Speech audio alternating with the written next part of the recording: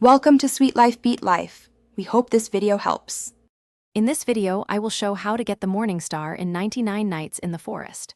Start by setting a reliable base near dense spawn areas and mark safe routes.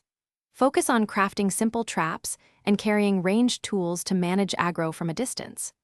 Rotate your camp periodically to refresh spawns and prioritize miniboss encounters, which statistically yield higher chances for unique drops when handled consistently and safely.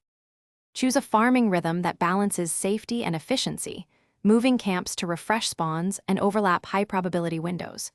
Use simple bait setups to pull minibosses into prepared kill zones and avoid risky solo chases.